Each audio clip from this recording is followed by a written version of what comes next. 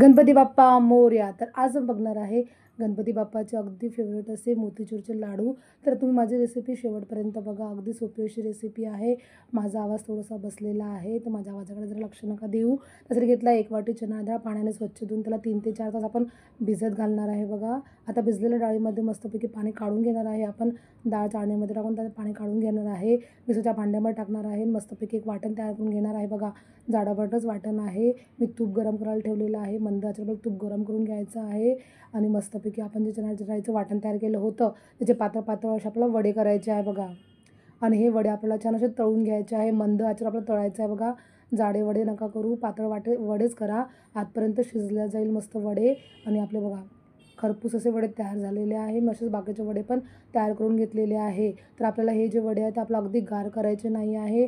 कोमट राहिले की त्याचे तुकडे करून घ्यायचे आहे आणि मिक्सरमधून मस्तपैकी एक पीठ तयार करून घ्यायचं आहे. फिरवून घ्यायचं आहे बघा. छान असं बारीक रवेदार असं पीठ तयार होतं बघा. मी तुम्हाला दाखवते. अगदी बारीक बुंदीसारखं पीठ तयार होतं.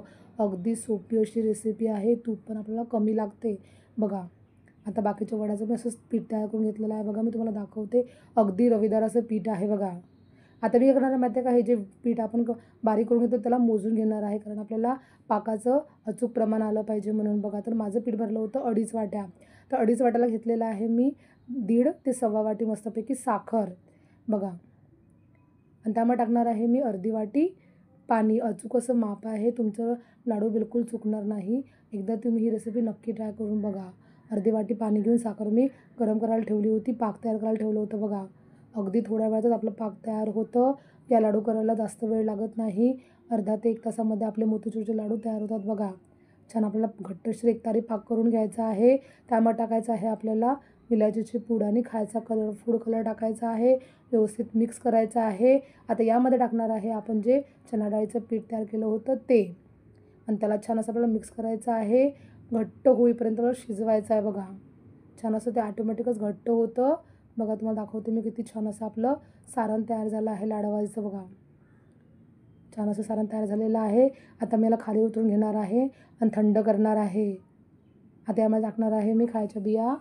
आता त्याला मस्त मिक्स करून घ्यायचे आहे आपल्याला आणि त्याच्या हलक्या हाताने आपल्याला लाडू तयार करून घ्यायचे आहे बघा.